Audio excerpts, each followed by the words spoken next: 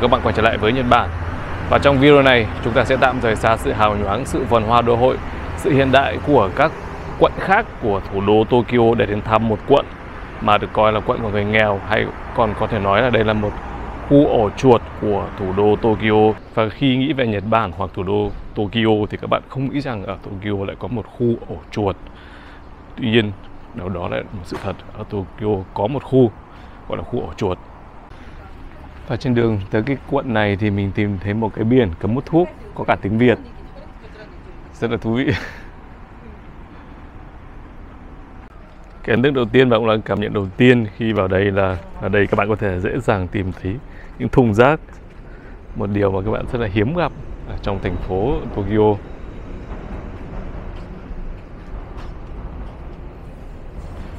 Nhà cửa thì cũng có phần không được lộng lẫy và hiện đại và mới mẻ như các vùng khác của Tokyo.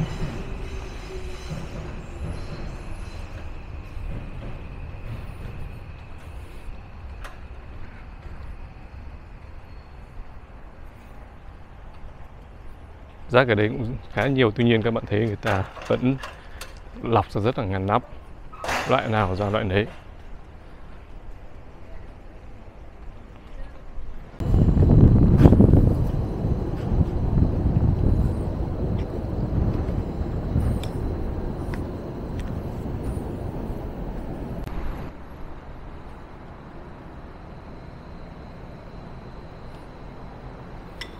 Wow, nhà này nối cả một chú rùa rất là to ở ngoài cửa.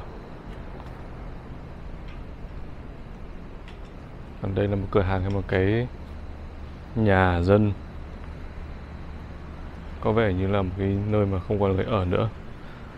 Đồ đạc rất là lộn xộn, vất đầy ở trước cửa như này.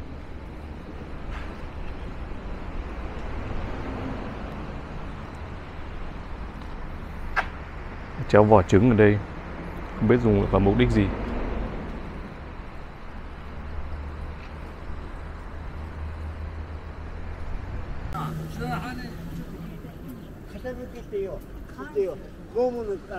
Đây là cái phòng sơ đồ chung có thể cho những người dân sống xung quanh đây, hoặc là cho những người nghèo.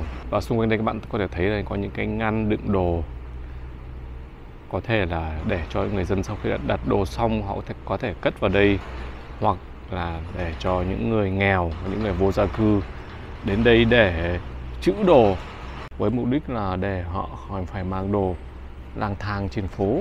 Tuy nhiên những cái máy cũng đã rất là cũ kỹ rồi.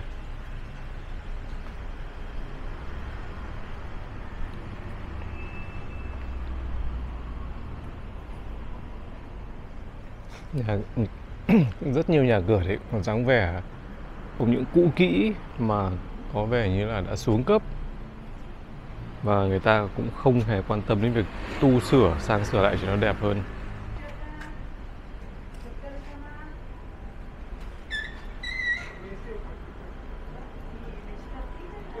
Những hòm thư cũng đã hỏng, nhiều hòm thư không còn sử dụng nữa.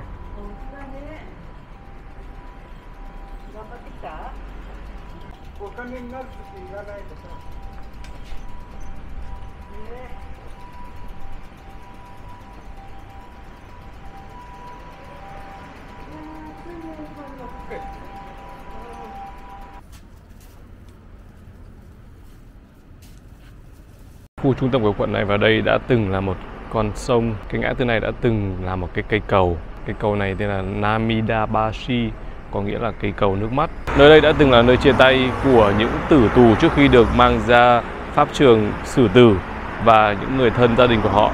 Do vậy mà cây cầu này có tên rất là bi thương như vậy. Hiện nay con sông cũng không còn nữa và cây cầu cũng không còn nữa. Tuy nhiên họ vẫn để những biển chỉ dẫn như thế này để đánh dấu địa điểm của cây cầu này.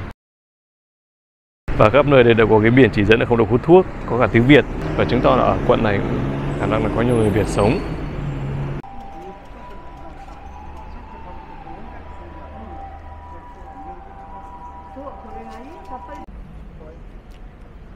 Khác hẳn với cái vẻ hào nhoáng hiện đại và tiên tiến ở các khu vực khác của thủ đô Tokyo, thì ở khu này nhà cửa cũ kỹ, nhiều nhà còn xuống cấp,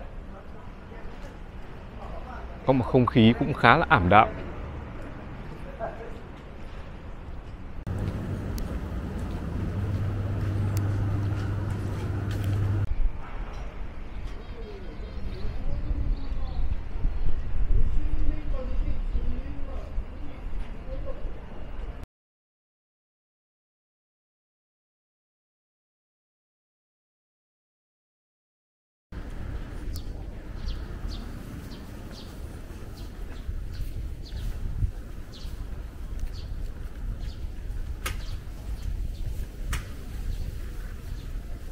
Và vấn đề về những người vô gia cư là một vấn đề ở đây cũng không hiếm gặp.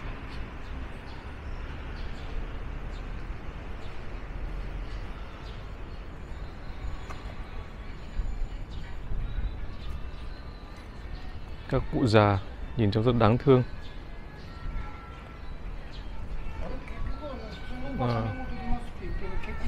Đây các bạn thấy mặt trái của thủ đô Tokyo, mặt trái của những cái hào nhoáng, những cái vẻ hiện đại mà chúng ta thấy được những nơi khác. Ở đây là cái bức tranh hình ảnh hoàn toàn khác.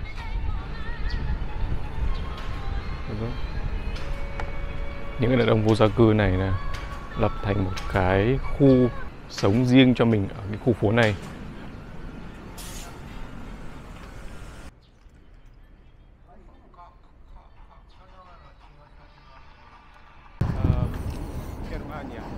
Người đàn ông đang tìm cách hỏi mình đến từ nước nào, tại vì nghe được mỗi từ China ở Trung Quốc, tại vì là hai bên không hiểu ý nhau.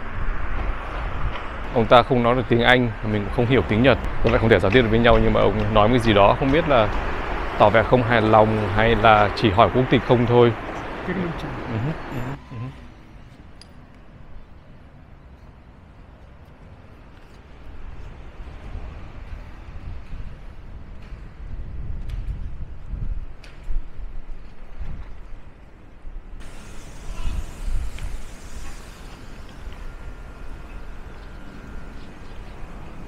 Và đây các bạn có thể thấy là họ còn trồng cả hoa, một thứ không thể thiếu được, kể cả trong tình trạng vô gia cư không có nhà cửa.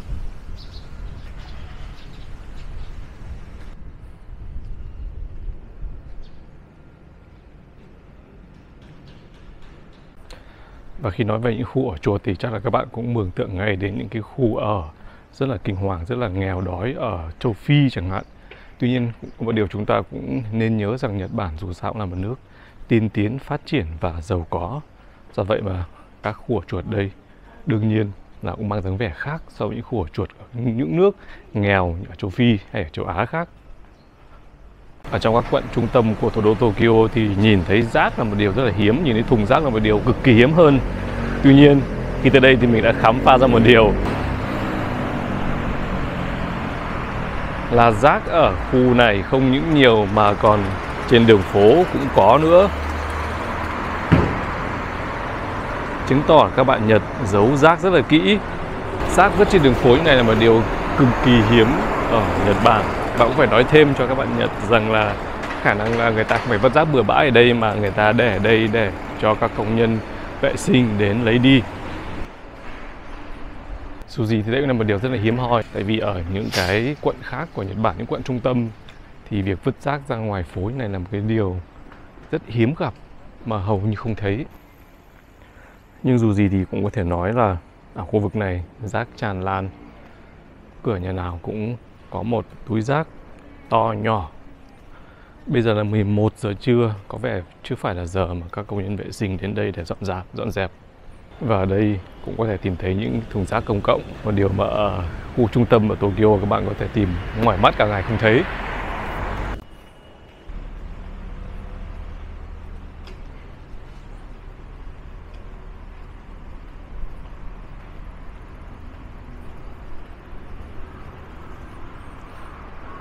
Nhà cửa ở đây rất là cũ kỹ và xuống cấp, tuy nhiên cũng có một cái gì đó cổ điển khá là thú vị, đúng không? Đặc biệt là những ngôi nhà gỗ như thế này. Ngôi nhà này chắc là phải xây dựng từ rất là lâu rồi. Ngôi nhà này thì là rất là xuống cấp, rất là ọp ẹp rồi. Những cái trên kia là cái lan can gỗ đã bị hỏng nặng và khả năng người ta không dùng nữa. Và bên trong này chắc chắn là vẫn còn người ở, tại vì ở dưới này có cái gara và một cái giống như là một cái, không phải cửa hàng, là một cái xưởng sản xuất gì đó, là một cái xưởng sửa chữa nào đó.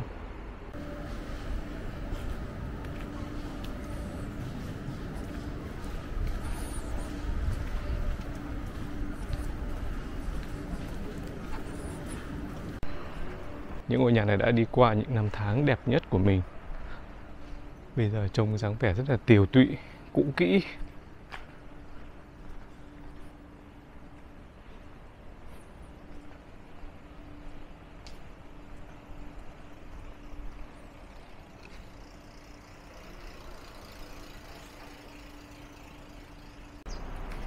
Do đây là khu vực của người nghèo, do vậy mà tại các máy bán đồ uống tự động này, người dân cũng có thể mua với cái giá rẻ hơn bình thường. Đây tất cả các loại nước uống đều có giá 100 yên, rẻ hơn vài chục yên so với các khu vực khác. Đây có máy bán báo tự động.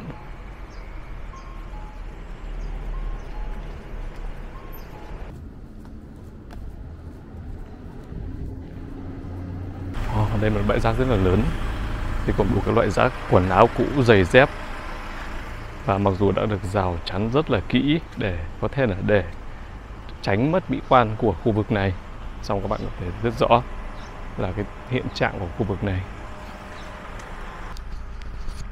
Tokyo đúng là rất khó có thể tìm được những đống rác như thế này. Tuy nhiên nếu mà khi đã tìm được đúng nơi thì rác ở đây là bạt ngàn, không hề thiếu chút nào.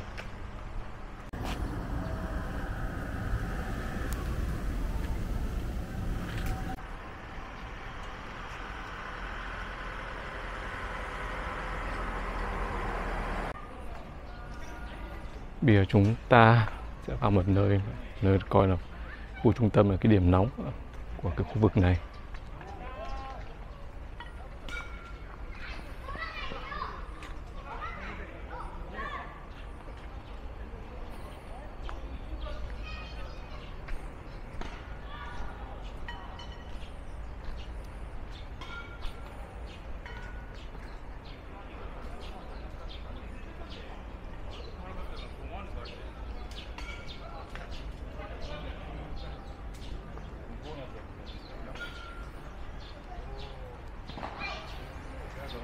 Ở đây tập trung rất nhiều người vô gia cư, và xung quanh đây là những vật dụng của họ, các đồ dùng dành cho cá nhân. Đây có xe đạp, thậm chí có cả những cái bơm ở đấy nữa, bơm xe đạp.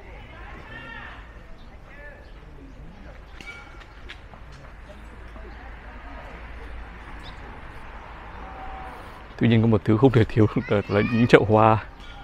Có vẻ cả người Nhật rất là yêu thích cây cảnh và hoa. Thậm chí cả những người vô gia cư họ cũng không thể thiếu cái món này.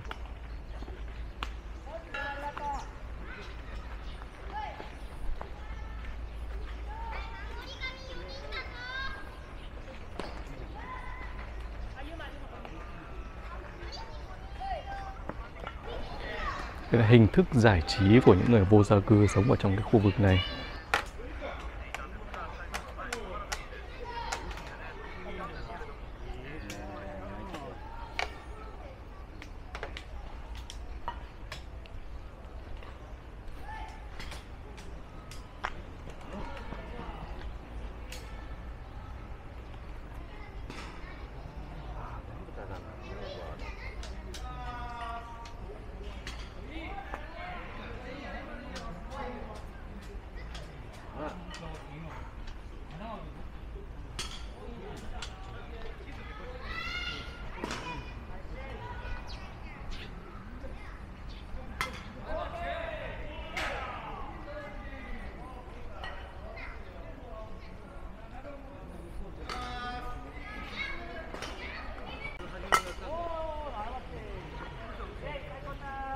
Đây là những căn tròi ở của họ. Nồi cơm điện, ở đây họ nấu bằng nồi cơm điện.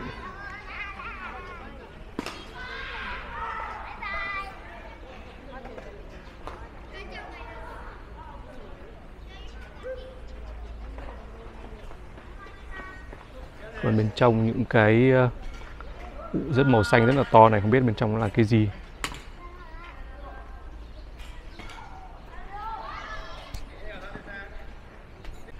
Và mặc dù sống trong tình trạng vô gia cư nhưng mà việc phân loại rác họ vẫn ý thức rất cao.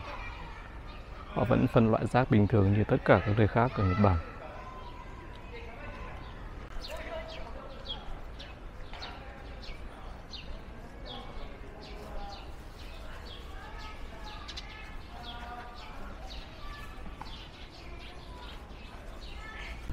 Đây là những dấu vết còn sót lại của những người vô gia cư, của những người say rượu. Cái thùng cắt tông họ mang tới để ngồi và uống, hút thuốc. dụ trong đây còn rất nhiều các bao thuốc và các cái vỏ lon, các chai, lọ.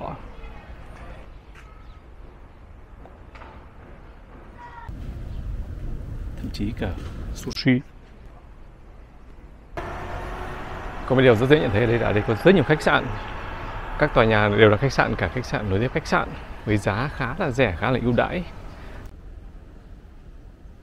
Và khả năng là những khách sạn này là họ dành cho những người nghèo, những người không có tiền.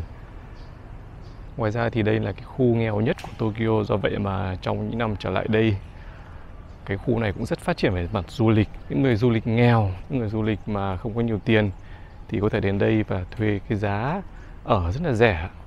Và lại Ngân Chân là một trong những người như vậy. Những người nghèo, những người vô gia cư ở khu vực này chủ yếu là những người cao tuổi. Và theo thống kê thì hơn 8% dân số sống trong cái quận này là những người ăn trợ cấp xã hội.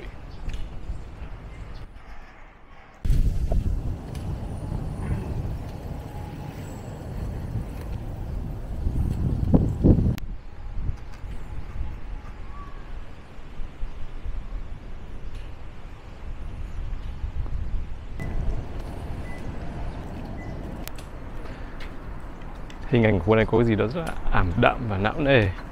Đặc biệt là khi các bạn nhìn hình ảnh này của những người già, họ lật bật lầy bầy gặm nhấm cái tuổi già của mình trong cái khu này.